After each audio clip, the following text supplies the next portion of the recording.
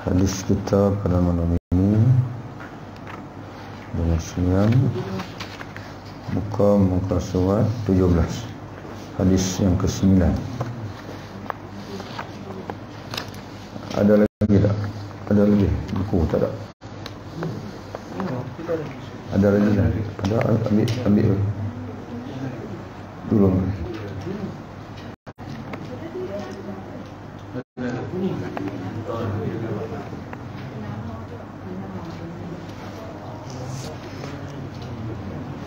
Bismillahirrahmanirrahim. Alhamdulillahirabbil alamin. Wassalatu wassalamu ala nabiyyina wa habibina wa syafi'ina Muhammad ibn Abdullah wa ala alihi wa ashabihi wa man ihtada bihadihi wastanna bi sunnatihi ila yaumiddin, amma ba'd. Hadis yang ke-9, muka surat 17. Qala Rasulullah sallallahu alaihi wasallam, man khutima lahu bisiyami yaumin dakhala jannah. Sesiapa ditamatkan hidupnya dengan puasa pada hari itu, dia akan masuk syurga. Hadis bagaimana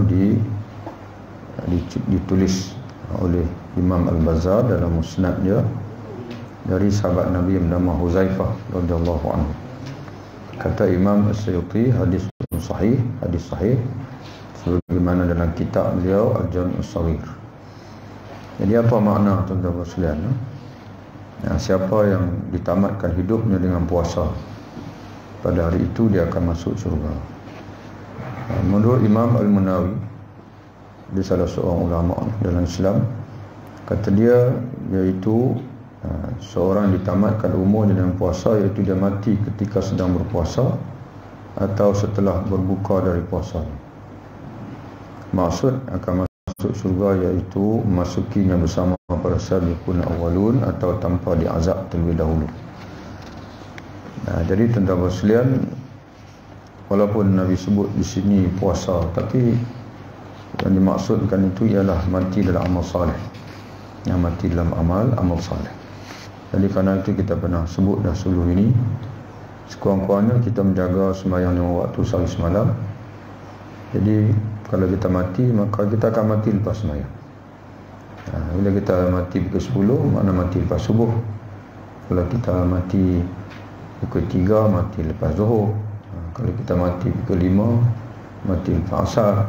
Kalau kita mati pukul 3 pagi, mati selepas insya. Jadi begitulah tuan-tuan sekalian. Kemudian hadis yang berikutnya, hadis yang ke-10 lagi umum. Tadi kalau hadis tadi sebut puasa saja. Hadis yang ke-10 ni Nabi sebut lebih umum. Qala Nabi sallallahu alaihi wasallam, man qala la ilaha illallah ibtigha wajhillahi khutima lahu biha dakhala jannah. Wa man shama yawman ibtigha wajhillahi khutima lahu biha dakhala jannah. Wa man tasaddaqa bi sadaqatin ibtigha wajhillahi khutima lahu biha dakhala jannah. Sesiapa mengucapkan la ilaha illallah, mengharapkan keridaan Allah, lalu ditamatkan hidupnya dengannya, dengan ucapan itu, dia akan masuk syurga. Jadi kita sebut tadi, orang sembahyang ni salah satu rukun sembahyang adalah dia dalam sekalian tasyahud. Dalam tasyahud ini di hujungnya asyhadu an la ilaha illallah wa asyhadu anna Muhammadan Rasulullah. Jadi sebab itu kita jaga salat 5 waktu, maka kita insya-Allah akan mati selepas bersyahadah, kerana salah satu daripada rukun dalam salat itu adalah membaca tasyahud. Mungkin tuan-tuan sekalian timbulkan persoalan, bagaimana pula dengan orang yang dia sakit, koma ataupun nyanyuk dan sebagainya. Mana dia biasa sembahyang, puasa dan sebagainya, tapi bila dah umur tua, orang Melayu sebut pula tua bangka. Ada tua tu tak berapa nak tua lagi, dia ada satu istilah lagi, tua bangka. Itu ada hadis yang kita akan jumpa lepas ni. Orang yang waktu dia sihat, dia beramal saleh, bila dia sakit nanti pun Allah Ta'ala akan tetap tulis yang dia tak boleh buat dah, tapi tetap Allah Ta'ala tulis macam dia buat. Mengambil, dipanggil apa yang dia biasa buat waktu sihat. Jadi kita sekarang ni tuan-tuan sekalian, rata-ratanya memang walaupun umur kita berbeza, tapi sihat lah, boleh main lagi. Jadi sebab itu jagalah sekurang-kurangnya salat 5 waktu. Kemudian Nabi sebut lagi, siapa yang berpuasa pada satu hari mengharapkan keridhaan Allah lalu ditamatkan hidupnya dengannya, dia akan masuk syurga. Sesiapa bersedekah dengan satu sedekah mengharapkan keridhaan Allah lalu ditamatkan hidupnya dengannya, dia akan masuk syurga. Jadi seboleh-bolehnya tuan-tuan sekalian, kita berazam untuk sedekah setiap hari walaupun sikit. Di samping hadis ini, dari segi sedekah, mudah-mudahan pada hari kita mati itu kita ada sedekah. Mana kalau kita biasa bersedekah tiap-tiap hari sebagai contohnya, maknanya kalau kita nanti tak boleh sedekah pun Allah Ta'ala tetap akan teruskan nanti. Di samping di sana ada satu hadis, selalu orang sebut sedekah subuh, sedekah subuh, tapi rasa macam tak berapa nak tepat. Sedekah subuh, dia kata sedekah waktu subuh. Asalnya dia kefahaman hadis itu tak berapa nak tepat. Hadis tu bunyi dia begini, mafhumnya lah. Tidak muncul matahari yang baru pada setiap hari, melainkan ada malaikat, ada 2 malaikat yang berdoa. Salah seorang daripadanya berdoa, Allahumma a'ti munfiqan salafan. Ya Allah, kepada orang yang memberi infak pada hari ini, berilah ganti untuknya.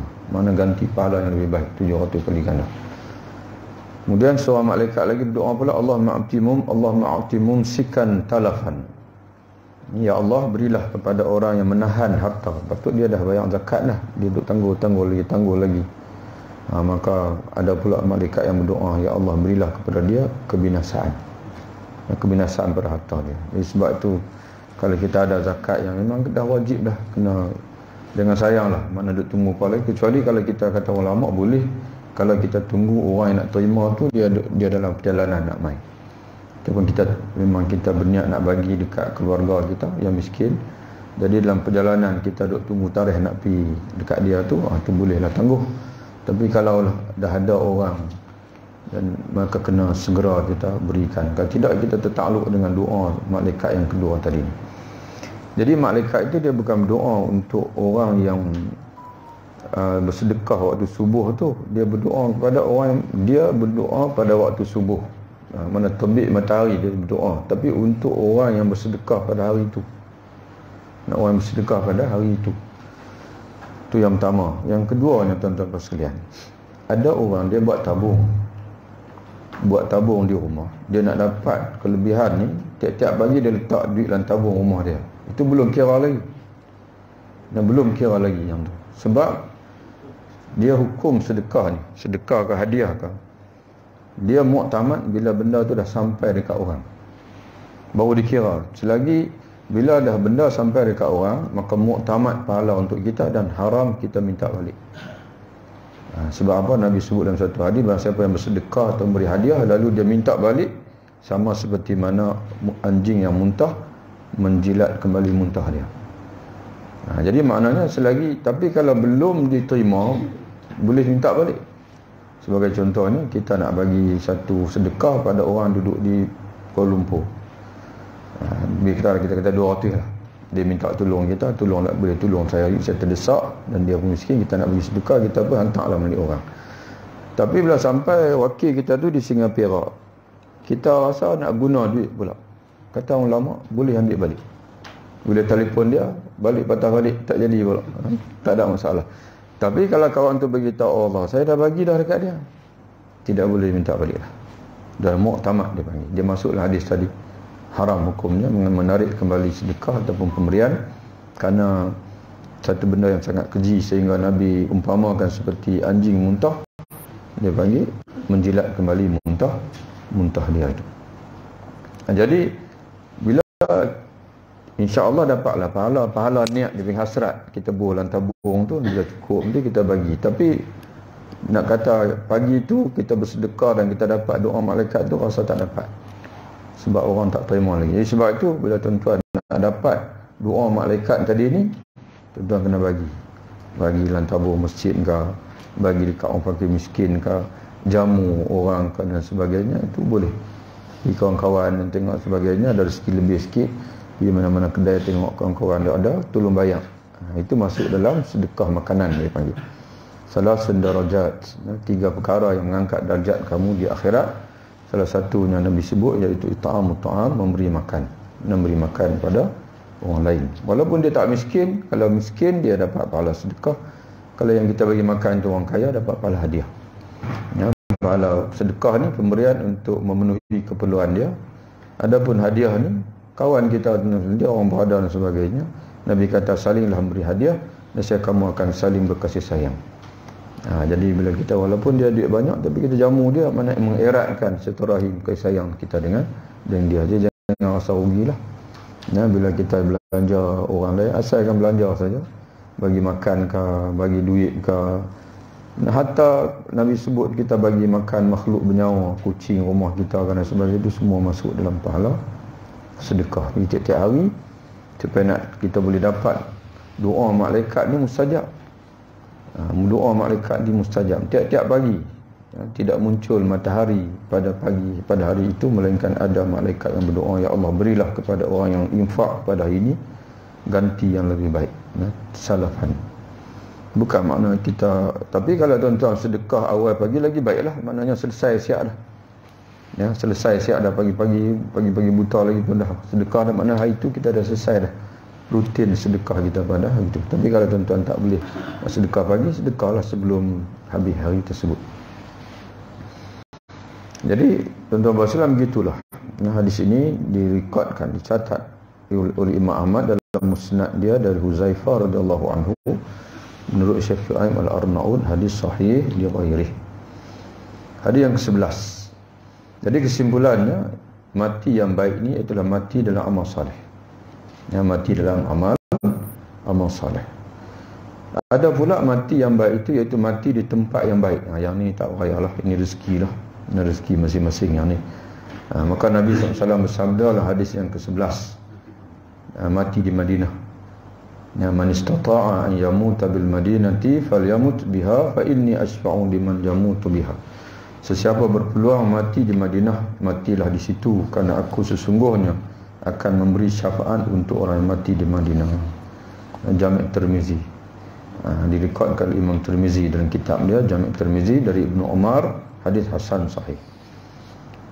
Dia sama juga dengan mati hari Jumaat pun tak boleh pilih yang ni. Ada orang dia memang sakit, dia niat sungguh-sungguh nak mati di sana, tapi sampai sana sihat walafiat, balik mati di Malaysia juga. Ada orang dia tak ada niat nak mati pun, niat nak balik, tapi mati di sana. Jadi yang itu memang ketetapan Allah Ta'ala. Jangan sampai di Madinah bunuh diri pula. Sebab orang tanya, siapa nak mati di Madinah? Siapa yang mati bunuh diri, kata Nabi, dia akan masuk neraka dan dia akan buat benda yang sama dalam neraka, bermaknanya berulang-ulang. Kalau tuan-tuan nak tengok mati hari Jumaat, muka surat 12 ayat yang kelima. Ma min muslimin yamutu yaumal jumu'ah, tidak ada seorang muslim yang mati pada hari Jumaat atau malamnya, melainkan Allah akan selamatkan dia dari fitnah kubur. Mana dia tak akan mendapat azab kubur, bahkan ada ulama kata dia tak akan ditanya dalam kubur. Itu kemuliaan hari Jumaat, mulianya hari Jumaat, mulianya Madinah.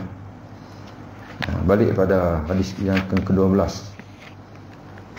Kita sebab itu, oleh kerana ada kelebihan yang khusus mati di Madinah ini, maka Sayyidina Umar dalam doa dia, Zaid bin Aslam meriwayatkan dari bapanya yang menceritakan, Umar radhiyallahu anhu pernah berdoa, Allahumma rzuqni syahadatan fi sabilik waj'al mauti bi fi baladi rasulika sallallahu alaihi wasallam.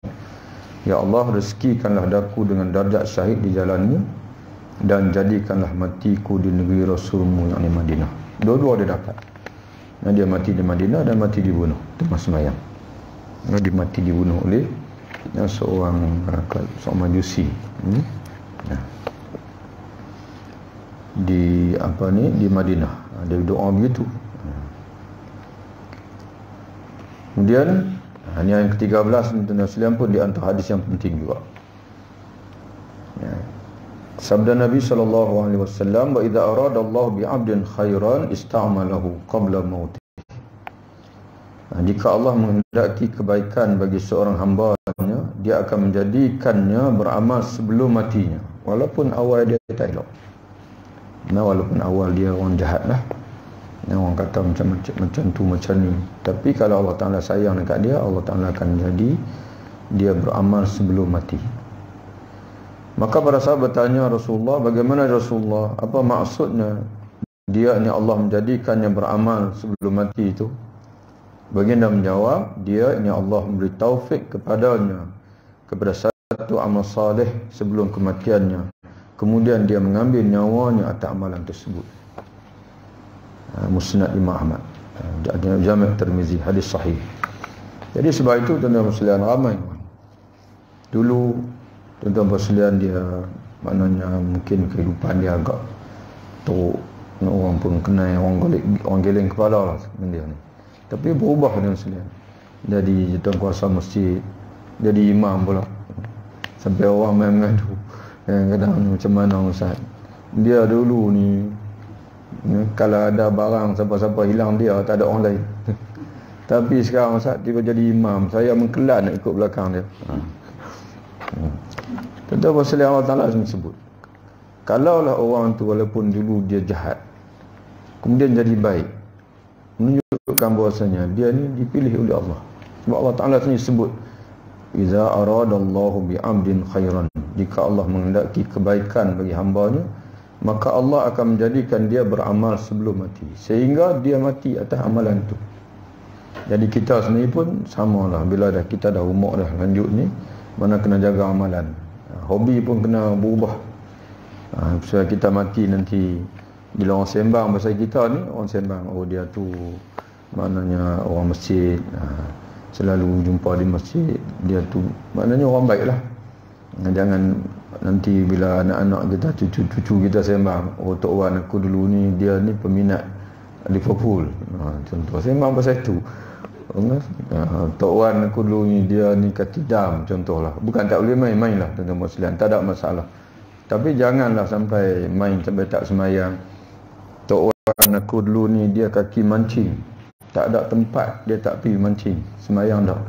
Tu yang sedih kita tuan-tuan sekalian duduk di sana. Bila orang kenal kita tu dengan kenal, biarlah tuan-tuan sekalian, maknanya bukan penting mana pun orang kenal kita tu, tapi Nabi sendiri sebut, iaitu Allah memberi taufik.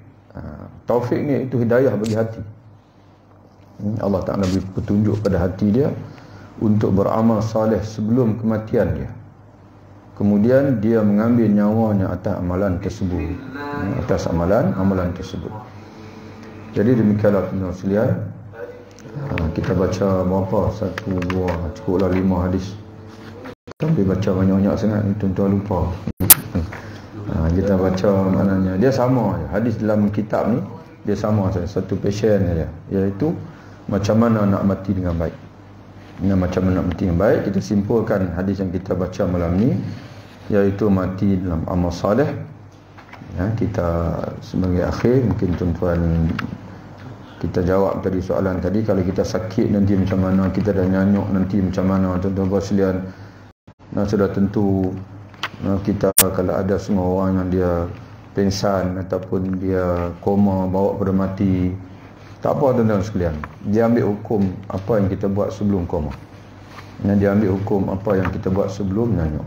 Jadi tuan-tuan buka muka 37 hadis 22. Qala Nabi SAW, idza maridal abdu aw safara, bila seorang hamba itu sakit, dia sakit atau dia musafir. Dia musafir, jadi dia tak boleh sembahyang berjamaah, dia sembahyang qasar, sembahyang jamak. Allah tetap akan menulis untuknya pahala sebagaimana amalan yang dilakukannya ketika sihat dan ketika dalam negeri. Dan dia dalam negeri ni, maknanya dia tak musafir, dia sentiasa hadir Jumaat, dia sentiasa hadir sembahyang fardu berjamaah. Kemudian dia musafir, dia tak boleh lah nak hadir berjamaah, Jumaat pun tak hadir. Tapi bila tiba Jumaat, malaikat akan tulis macam dia hadir Jumaat. Dia malaikat akan tulis macam dia sembahyang berjamaah. Sakit bersama juga.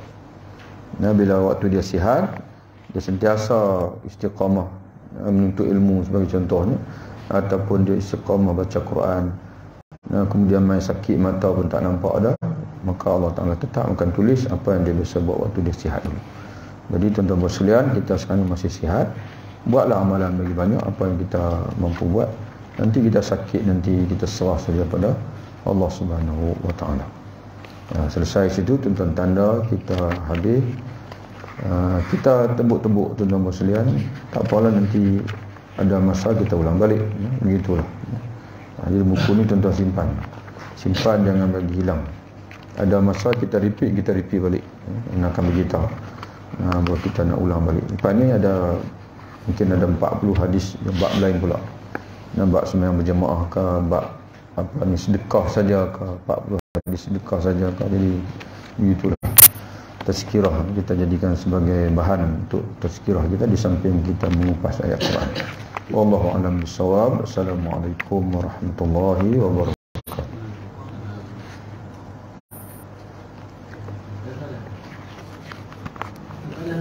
Ya. Orang tu mati dalam 10 dari subuh. Dia mati pas subuh. Dalam pukul 2 atau pukul 3 pagi. Ya.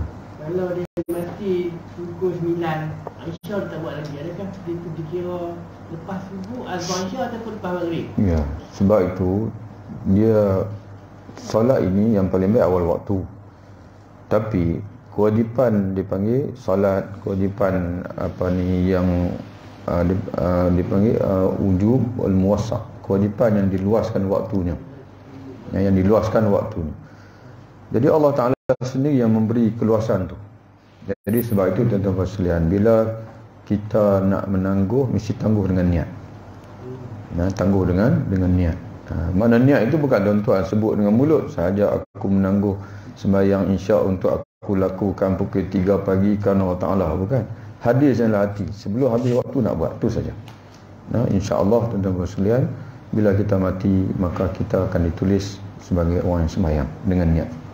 Dengan niat. Tapi kalau tak ada niat langsung, biasa tak ada niat ni bila orang tu tak sembahyang lah. Bila dia menjenis tak sembahyang, memang tak akan hadir. Tapi orang yang sembahyang ni, kok mana pun dia tak sembahyang lagi, bila dia dengar azan saja akan hadir, kita akan sembahyang sebelum habis waktu. Ya. Jadi dia mati malam Jumaat ni lepas subuh. Dalam mati hari Khamis, adakah dia masuk dalam golongan orang yang mati lepas dia simpan lepas maghrib, dia baru masuk Jumaat? Dia dalam Islam hari baru mula maghrib. Jadi hari Khamis malam, bila hari Khamis terbenam matahari maghrib, dikira Jumaat. Dikira Jumaat. Tapi kalau dia meninggal sebelum asar, dia hari Khamis lah. Dia hari Khamis. Hari Jumaat. Dan begitu juga kalau dia mati hari Jumaat selepas maghrib, dikira Sabtu. Dia betul dipanggil malam Jumaat, hari Jumaat dan malam Jumaat. Mereka malam Jumaat tu. Ya. Cuma dia tak dapat, itulah dia tak dapat hari Jumaat, tapi insya-Allah dia dapat yang lain.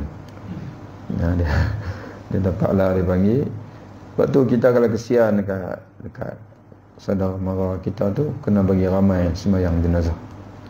Kerana hadis Nabi kata sallallahu alaihi wasallam, satu jenazah yang disolatkan oleh 40 orang yang beriman kepada Allah, yang tidak syirik kepada Allah, Allah akan menerima syafaat mereka, mana doa mereka untuk jenazah itu. Kena bagi ramai. Dalam satu hadis lain Nabi sebut 100. Lagi maknanya lagi ramai, lagi baik. Jadi begitulah. Jadi walaupun tak berpeluang mati hari Jumaat, yang lain mati yang lain lagi, insya-Allah. Ya. Kalau tidak jenuh tuan-tuan sekalian, hari Jumaat nak buat macam mana nak mati hari Jumaat? Ya.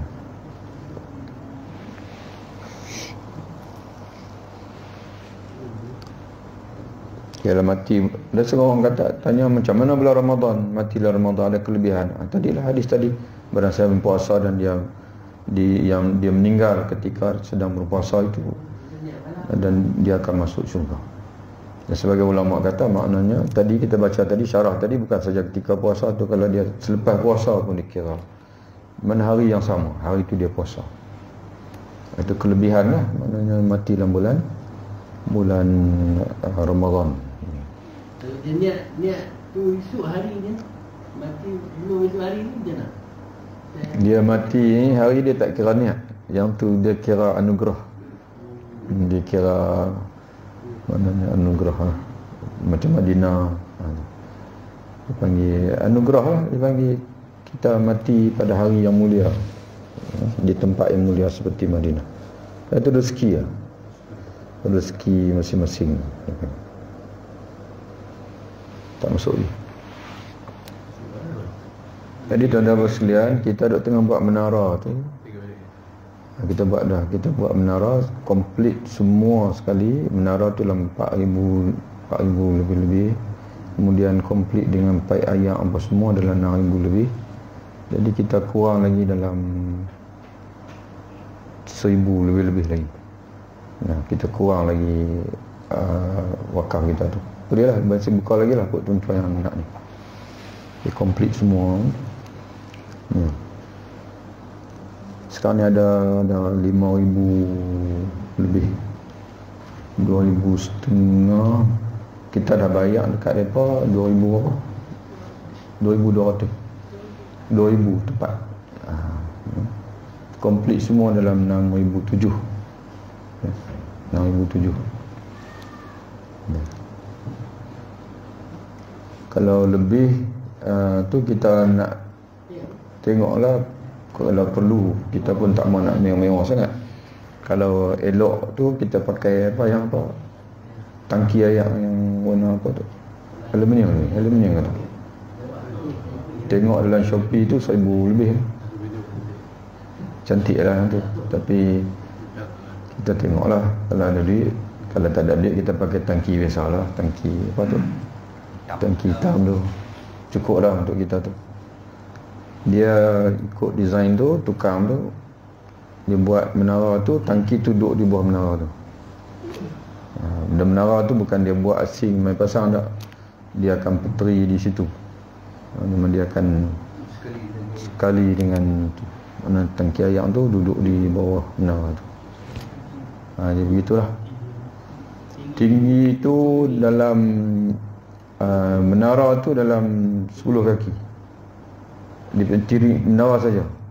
Beam tu kita buat dalam 9 kaki. Lepas tu masuk 9 kaki, tiang tu 9 kaki. Kemudian naik atas lagi kaki, lebih kurang dalam 19 hingga 20 kaki.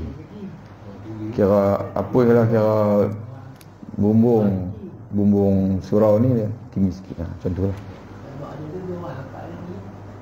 Ya.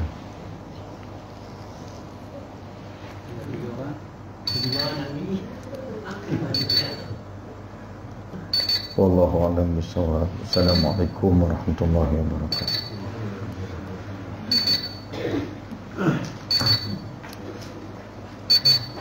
Allahu akbar, Allahu akbar. Abang azan. Buka ni.